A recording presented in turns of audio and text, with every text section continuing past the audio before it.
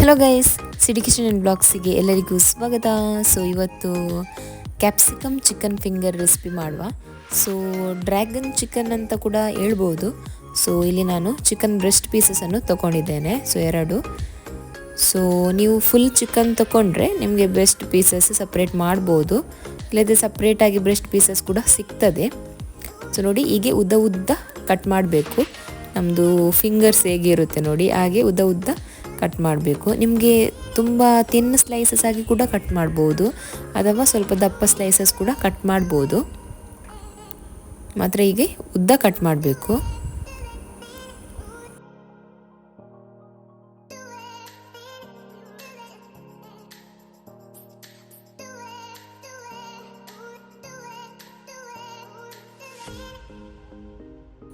So ನಮ್ಮದು chicken pieces ಎಲ್ಲ cut ಮಾಡಿ ಆಯಿತು. ಸೊ ಹೀಗೆ ಉದ್ದ ಉದ್ದ. ಇನ್ನು ನಾವು ಇದಕ್ಕೆ ಮ್ಯಾರಿನೇಷನಿಗೆ ಸ್ವಲ್ಪ ಮಸಾಲ ಹಾಕುವ. ಸೊ ಇಲ್ಲಿ ನಾನು ಸ್ವಲ್ಪ ಉಪ್ಪು, ಮೆಣಸಿನ ಹುಡಿ ಮತ್ತು ಸ್ವಲ್ಪ ಲೈಮ್, ಲಿಂಬೆ ರಸವನ್ನು ಹಾಕಿದ್ದೇನೆ. ನಿಮ್ಮ ಹತ್ರ ಪೆಪ್ಪರ್ ಇದ್ದರೆ ಸ್ವಲ್ಪ ಪೆಪ್ಪರನ್ನು ಕೂಡ ಹಾಕಿ. ಸೊ ಇನ್ನು ಇದನ್ನು ಒಳ್ಳೇದು ಮಾಡಿ ಮಿಕ್ಸ್ ಮಾಡಿ, ಚಿಕನನ್ನು ಇದರ ಜೊತೆ ಒಳ್ಳೇದು ಮಾಡಿ ಮಿಕ್ಸ್ ಮಾಡುವ.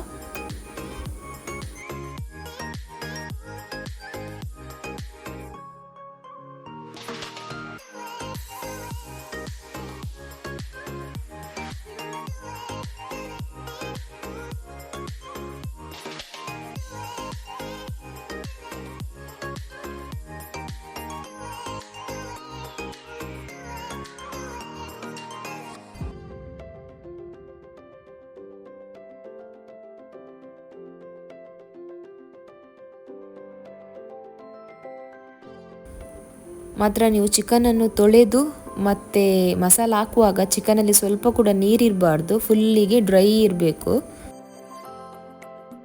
ಸೊ ಇನ್ನು ಸ್ವಲ್ಪ ಉಪ್ಪು ಹಾಕ್ತಿದ್ದೇನೆ.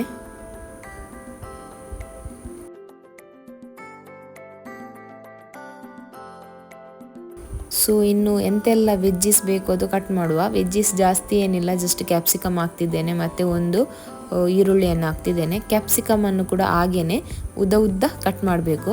ಸೊ ಇದು 2 ಕ್ಯಾಪ್ಸಿಕಮ್ ಕೂಡ ದೊಡ್ಡ ಸೈಜ್ ಇದ್ದು, ಆದರೆ ನಾನು ಈಗೇನೆ ತುಂಬ ಉದ್ದ ಉದ್ದವಾಗಿ ಕಟ್ ಮಾಡಿದ್ದೇನೆ. ಯಾಕಂದರೆ ಚಿಕನ್ ಪೀಸಸನ್ನು ಕೂಡ ನಾನು ಈ ಸೈಜಿಗೆ ಮಾಡಿದ್ದೇನೆ. ಸೊ ತುಂಬ ದೊಡ್ಡದಂತ ಎನಿಸಿದರೆ ನೀವು ಇದನ್ನು ಆಫ್ ಮಾಡ್ಬೋದು. ಅಂದರೆ ಇಷ್ಟು ದೊಡ್ಡ ಸ್ಲೈಸ್ ಬೇಡದಿದ್ದರೆ ಪುನಃ ಅದನ್ನು ಆಫ್ ಮಾಡ್ಬೋದು. ಆದರೆ ಚಿಕನ್ ಯಾವ ಸೈಜಿಗೆ ಕಟ್ ಮಾಡಿದ್ದೇನೆ ನೋಡಿ. ಸೊ ಇದಕ್ಕೆ ಸೇಮ್ ಆಗಲಿ ಅಂತ ನಾನು ಕ್ಯಾಪ್ಸಿಕಮನ್ನು ಕೂಡ ಅದೇ ಸೈಜಿಗೆ ಕಟ್ ಮಾಡಿದ್ದೇನೆ.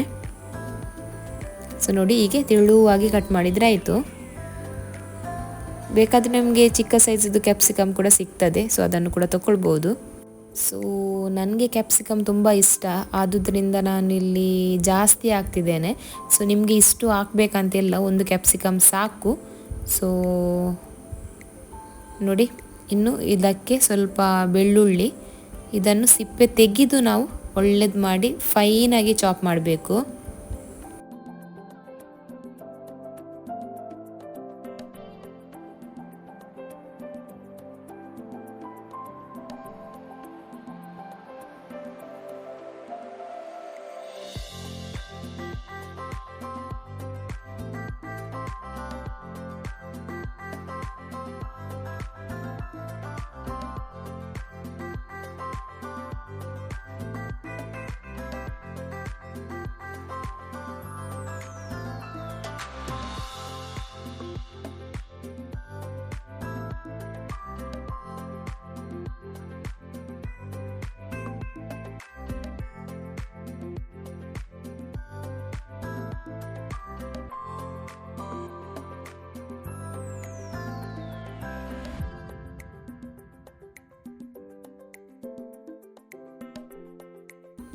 ಮತ್ತು ಒಂದು ಈರುಳ್ಳಿಯನ್ನು ತೊಗೊಂಡಿದ್ದೇನೆ. ನಿಮಗೆ ಬೇಕಾದರೆ 2 ಈರುಳ್ಳಿಯನ್ನು ತಗೊಳ್ಳಿ.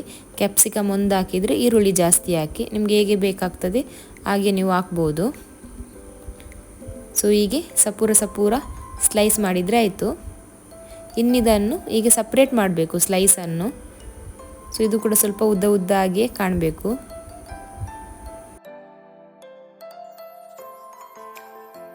ಸೊ ಮತ್ತು ಚಿಕ್ಕ ತುಂಡು ಶುಂಠಿಯನ್ನು ತಗೊಂಡಿದ್ದೇನೆ. ಇದನ್ನು ಕೂಡ ಚಿಕ್ಕ ಚಿಕ್ಕದಾಗಿ ಕಟ್ ಮಾಡುವ. ನಿಮಗೆ ಬೇಕಾದರೆ ಹಸಿಮೆಣಸನ್ನು ಕೂಡ ಕಟ್ ಮಾಡಿ ಹಾಕ್ಬೋದು ಚಿಕ್ಕದಾಗಿ. ಸೊ ಇದು ಮ್ಯಾರಿನೇಷನ್ ಎಲ್ಲ ಆಗಿದೆ. ಆಫ್ಟರ್ 4 ಅವರ್ಸ್ ನಾನು ವಿಡಿಯೋ ಮಾಡ್ತಿರೋದು. ಸೊ ಇಲ್ಲಿ ಕಾರ್ನ್ಫ್ಲೋರ್ ಹಾಕಿದ್ದೇನೆ, ಹಾಗೆಯೇ ಒಂದು ಮೊಟ್ಟೆಯನ್ನು ಹಾಕ್ತಿದ್ದೇನೆ. ಸೊ ನಾನು ಮ್ಯಾರಿನೇಷನ್ಗೆ ಮತ್ತೆ ಸ್ವಲ್ಪ ಟರ್ಮರಿಕನ್ನು ಹಾಕಿದ್ದೇನೆ, ಅರಶಿನ ಹುಡಿಯನ್ನು ಹಾಕಿದ್ದೇನೆ. ಸೊ ಅದು ವಿಡಿಯೋ ಮಾಡಲಿಕ್ಕೆ ಕ್ಯಾಪ್ಚರ್ ಆಗಲಿಲ್ಲ. ನೀವು ಕೂಡ ಸ್ವಲ್ಪ ಅರಶಿನ ಹುಡಿಯನ್ನು ಸೇರಿಸಿ.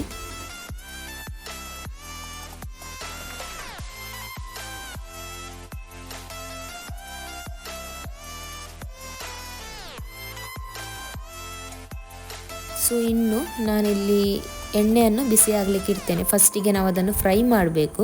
ಸೊ ನಾನು ಲಾಸ್ಟ್ ಟೈಮ್ ಯೂಸ್ ಮಾಡಿದ ಎಣ್ಣೆಯನ್ನೇ ಯೂಸ್ ಮಾಡ್ತಿದ್ದೇನೆ. ಸೊ ಒಮ್ಮೆ ಯೂಸ್ ಮಾಡಿದ ಎಣ್ಣೆ ಒಂದು 2 ಸಲ ಯೂಸ್ ಮಾಡ್ಬೋದು, ಏನಾಗಲ್ಲ. ಸೊ 2 ಟೈಮ್ಸಿಗಿಂತ ಜಾಸ್ತಿ ಯೂಸ್ ಮಾಡಬಾರ್ದು, ಒಳ್ಳೆಯದಲ್ಲ. ಸೊ ಇದು ನಾನು ಸೆಕೆಂಡ್ ಟೈಮ್ ಇದನ್ನು ಯೂಸ್ ಮಾಡೋದು, ಸೊ ಹಾಗಾಗಿ ಏನಾಗೋದಿಲ್ಲ. ಸೊ ಎಣ್ಣೆ ಒಳ್ಳೆಯದಾಗಿ ಬಿಸಿಯಾಗಿದೆ. ಇನ್ನು ನಾನು ಒಂದೊಂದನ್ನೇ ಇದಕ್ಕೆ ಹಾಕ್ತೇನೆ. ಎಣ್ಣೆ ಬಿಸಿಯಾಗದೆ ಮಾತ್ರ ಹಾಕ್ಲಿಕ್ಕೆ ಹೋಗಬೇಡಿ. ಸೊ ಇದು ನಿಮಗೆ ಫುಲ್ ನೊರೆ ನೊರೆಯಾಗಿ ಕಾಣ್ಬೋದು, ಅದು ನಾವು ಕಾರ್ನ್ಫ್ಲವರ್ ಹಾಕಿದ್ದೇವೆ ನೋಡಿ, ಆದುದರಿಂದ ಹಾಗೆ ಬರ್ತದೆ. ಸೊ ನೋಡಿ ಒಳ್ಳೆಯದಾಗಿ ಕೋಟಿಂಗ್ ಕೂಡ ಬಂದಿದೆ. ಸೊ ನಿಮಗೆ ಈಗಲೇ ತಿನ್ನಲಿಕ್ಕೆ ಬೇಕಿದ್ದರೆ ಸೊ ನೀವು ಎಗ್ಗನ್ನು ಸ್ಕಿಪ್ ಮಾಡ್ಬೋದು. ಸೊ ಎಗ್ ಹಾಕಿದರೆ ನಿಮಗೆ ಅಷ್ಟು ಕ್ರಿಸ್ಪಿಯಾಗಿ ಬರುವುದಿಲ್ಲ, ಸಾಫ್ಟ್ ಆಗಿರುತ್ತೆ. ಎಗ್ಗನ್ನು ಸ್ಕಿಪ್ ಮಾಡಿದರೆ ಇದು ನಿಮಗೆ ಒಳ್ಳೆಯದಾಗಿ ಕ್ರಂಚಿಯಾಗಿರುತ್ತೆ, ಖಾಲಿ ತಿನ್ನಲಿಕ್ಕೆ ಕೂಡ ಒಳ್ಳೆಯದಾಗುತ್ತೆ. ಸೊ ನಮ್ಮದೆಲ್ಲ ಫ್ರೈ ಮಾಡಿ ಆಯಿತು. ಇನ್ನು ನಾವು ರೆಸಿಪಿಯನ್ನು ಸ್ಟಾರ್ಟ್ ಮಾಡುವ. ಸೊ ಸ್ವಲ್ಪ ಎಣ್ಣೆಯನ್ನು ತಗೊಂಡಿದ್ದೇನೆ, ಫ್ರೈ ಮಾಡಲಿಕ್ಕೆ ಯಾವುದು ಎಣ್ಣೆ ಯೂಸ್ ಮಾಡಿದೆ ಅದರಿಂದನೇ ಸ್ವಲ್ಪ ಎಣ್ಣೆಯನ್ನು ಇಲ್ಲಿ ಹಾಕ್ತಿದ್ದೇನೆ. ಇದು ಕೂಡ ಎಣ್ಣೆ ಒಳ್ಳೆಯದಾಗಿ ಬಿಸಿ ಆಗಲಿ. ಓಕೆ, ಬಿಸಿ ಆಯಿತು. ಇನ್ನು ಇದಕ್ಕೆ ನಾನು ಶುಂಠಿ ಬೆಳ್ಳುಳ್ಳಿಯನ್ನು ಹಾಕ್ತೇನೆ. ಹಸಿಮೆಣಸು ಹಾಕಲಿಕ್ಕೆ ಬೇಕಿದ್ದರೆ ನಿಮಗೆ ಇದಕ್ಕೆ ಹಾಕ್ಬೋದು. ಸೊ ನಾನಿಲ್ಲಿ ಸ್ಕಿಪ್ ಮಾಡಿದ್ದೇನೆ. ಇದನ್ನು ಕೂಡ ಒಳ್ಳೇದು ಮಾಡಿ ಫ್ರೈ ಮಾಡುವ. ಸೊ ಇಲ್ಲಿ ನೊರೆ ಬರ್ತುಂಟು, ಯಾಕಂದರೆ ನಾನು ಆ ಕಾರ್ನ್ಫ್ಲವರ್ ಹಾಕಿ ಫ್ರೈ ಮಾಡಿದೆ ಅಲ್ಲ, ಸೊ ಅದರದ್ದೇ ಎಣ್ಣೆಯನ್ನು ಯೂಸ್ ಮಾಡಿದ್ದು. ಸೊ ಹಾಗಾಗಿ ಇಲ್ಲಿ ಕೂಡ ನಿಮಗೆ ನೊರೆ ಕಾಣ್ಬೋದು ಸ್ವಲ್ಪ. ಸೊ ಇನ್ನಿದಕ್ಕೆ ನಾನು ಕಟ್ ಮಾಡಿದ ಈರುಳ್ಳಿಯನ್ನು ಹಾಕ್ತೇನೆ. ಸೊ ಇದನ್ನು ಕೂಡ ಸ್ವಲ್ಪ ಫ್ರೈ ಮಾಡುವ. ಇದರಲ್ಲಿ ಜಾಸ್ತಿ ಯಾವುದನ್ನು ಕೂಡ ಫ್ರೈ ಮಾಡಲಿಕ್ಕಿಲ್ಲ, ಸ್ವಲ್ಪ ಲೈಟಾಗಿ ಎಲ್ಲದನ್ನು ಫ್ರೈ ಮಾಡಿದರೆ ಆಯಿತು.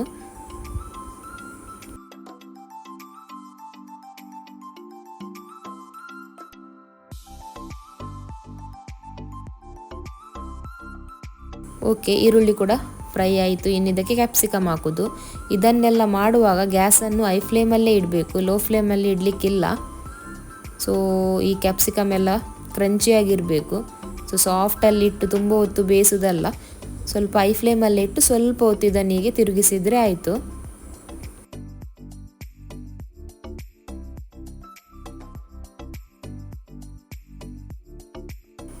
ಇನ್ನಿದಕ್ಕೆ ಇಲ್ಲಿ ಚಿಲ್ಲಿ ಸಾಸ್ ಹಾಕ್ತಿದ್ದೇನೆ, ಮತ್ತು ಸೋಯಾ ಸಾಸ್ ಮತ್ತು ಸ್ವಲ್ಪ ಕೆಚಪ್. ನಿಮಗೆ ಬೇಕಾದರೆ ಚಿಲ್ಲಿ ಸಾಸ್ ಜಾಸ್ತಿ ಹಾಕ್ಕೊಳ್ಳಿ.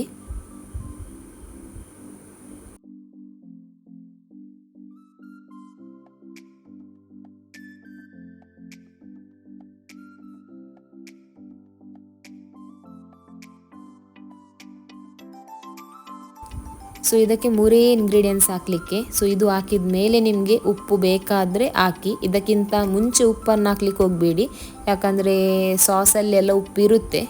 ಸೊ ಇನ್ನು ನಿಮಗೆ ಬೇಕಾದರೆ ಉಪ್ಪು ಮತ್ತೆ ಹಾಕಿ.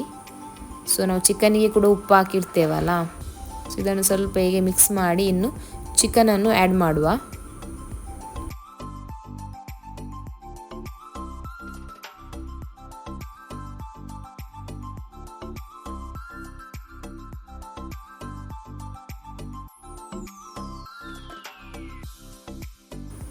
ಸೊ ಚಿಕನ್ ಒಳ್ಳೆಯದು KFC ಹಾಗೆ ಕಾಣ್ತಾ ಉಂಟು ನೋಡಲಿಕ್ಕೆ. ಸೊ ಇದನ್ನಿನ್ನು ಒಳ್ಳೇದು ಮಾಡಿ ಮಿಕ್ಸ್ ಮಾಡಿದರೆ ಆಯಿತು.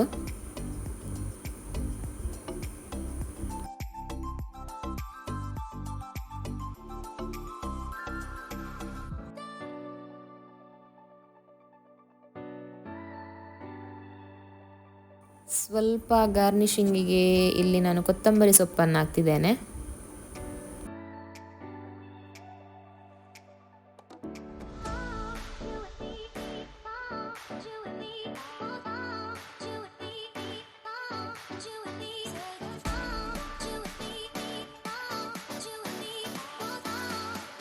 ಸೊ ಫೈನಲ್ ಟಚಪ್ ಸ್ವಲ್ಪ ಸೆಸಮಿ ಸೀಡ್ಸ್, ಎಳ್ಳು ಹಾಕ್ತಿದ್ದೇನೆ. ನಿಮಗೆ ಯಾವುದು ಎಳ್ಳು ಕೂಡ ಯೂಸ್ ಮಾಡ್ಬೋದು, ಜಸ್ಟ್ ನಾನು ಪ್ರೆಸೆಂಟೇಷನಿಗೆ ಹಾಕಿದ್ದು. ಸೊ ನೋಡ್ಬೋದು, ಸಿಂಪಲ್ ಆ್ಯಂಡ್ ಈಸಿ ರೆಸಿಪಿ, ಬೇಗನೆ ಆಗಿದೆ. ನೀವು ಕೂಡ ಟ್ರೈ ಮಾಡಿ, ಒಳ್ಳೆಯದಾಗುತ್ತೆ, ಸೂಪರ್ ಟೇಸ್ಟಿ ಆಗುತ್ತೆ.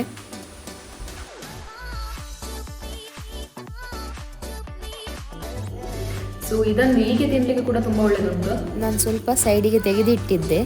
ನೀವು ಇದಕ್ಕೆ ಎಗ್ ಹಾಕದಿದ್ರೆ ಹೀಗೇನೆ ಮಾಡಿದರೆ, ಎಗ್ ಹಾಕದೆ ಅಂದರೆ ಫಸ್ಟಿಗೆ ನಾವು ಫ್ರೈ ಮಾಡಿದ್ವಿ ನೋಡಿ, ಎಗ್ ಹಾಕದೆ ಫ್ರೈ ಮಾಡಿದರೆ ತುಂಬ ಕ್ರಿಸ್ಪಿಯಲ್ಲಿ ಬರುತ್ತೆ. ಎಗ್ ಹಾಕಿದರೆ ಅಂದರೆ ಸಾಫ್ಟ್ ಆಗುತ್ತೆ.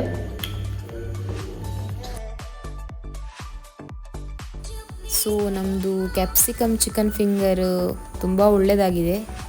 ಸೊ ನೀವು ಕೂಡ ಟ್ರೈ ಮಾಡಿ. ಸೊ ಅಪ್ಪನಿಗೆ ಸ್ವಲ್ಪ ಕೊಡುವ ಟೇಸ್ಟ್ ಮಾಡಲಿಕ್ಕೆ. ಸೊ ಅಪ್ಪನಿಗೆ ಕೂಡ ತುಂಬ ಇಷ್ಟ ಆಯ್ತಂತೆ. ಸೂಪರ್.